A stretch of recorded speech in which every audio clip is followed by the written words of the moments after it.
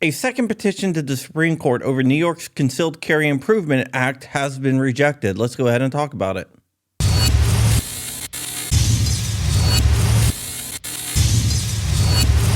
What's up, Wolverines, and welcome back to my little piece of paradise known as John Crump News. I'm your host for today, John Crump, and while you are here, you might as well like, comment, and subscribe. It really helps get my voice out there.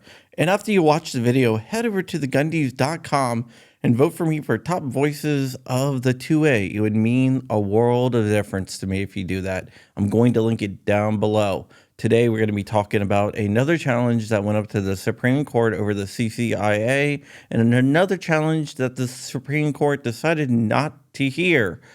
Before we get into that, let's talk about the CCIA because not everything in the CCIA is relevant to this case. The case in question is Gazzola versus Hochul. Hochul is the governor of New York.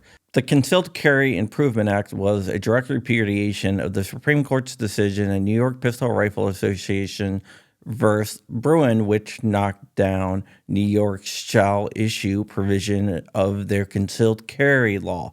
The CCIA did several different things. It removed proper calls because in Bruin that is forbidden, and it replaced it with good moral character. It also added a bunch of sensitive places that made most of the state a gun-free zone or a anti-gun zone because criminals will still have guns. And it also requires that people turn over social media posts. A bunch of places sued, including GOA that sued in Antioch versus Negrelli, which they got a preliminary injunction at the district level, but the Second Circuit Court of Appeals stayed that, and GOA went to the Supreme Court, but the Supreme Court said, not so fast, we want to see what the Second Circuit does, and if they mess it up, then come back and we will hear it. This new case that went to the Supreme Court doesn't deal with the same things as Antioch did. This is all about gun stores. The CCIA requires certain different things of gun stores. One is a certain level of security. Two is that they must forbid anyone under the age of 18 from entering their store unless they are with a guardian or an adult. And also anyone that works there has to be over 21. One of the most egregious things is that they must do background checks for ammunition purchases. So some gun stores got together and they sued New York over this.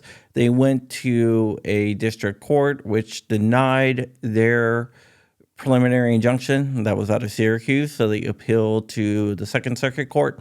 A panel of 3 judges also denied their injunction.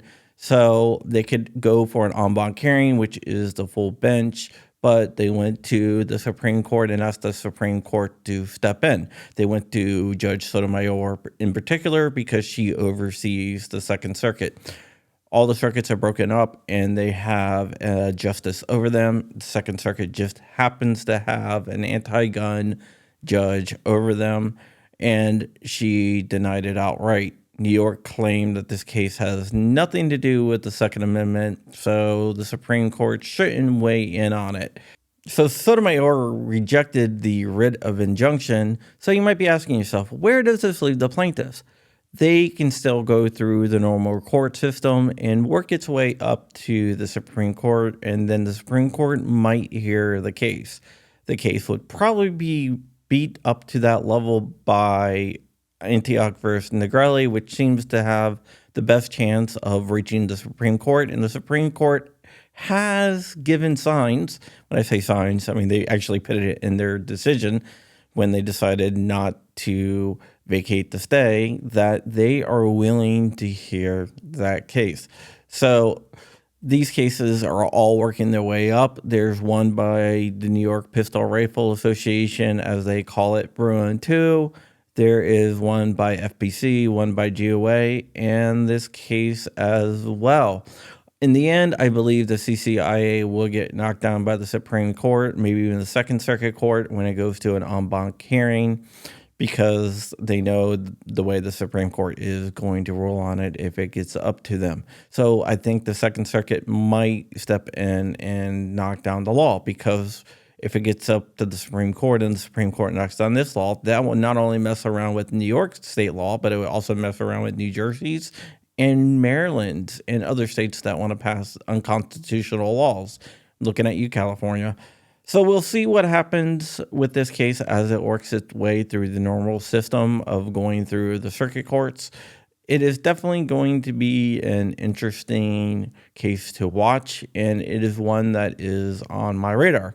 Okay, with that said, we are out of here. Tune in today for John Crump Live over at John Crump Live on YouTube. Rich is gone. Rich is the bald-headed guy, as some of you call him. But we have Night Strike, who owns guntube.org. He is going to step in for Rich, and it's just going to be him and I spitballing. I think we might do an open stream just for the hell of it, since everyone else is at shot. All right, guys.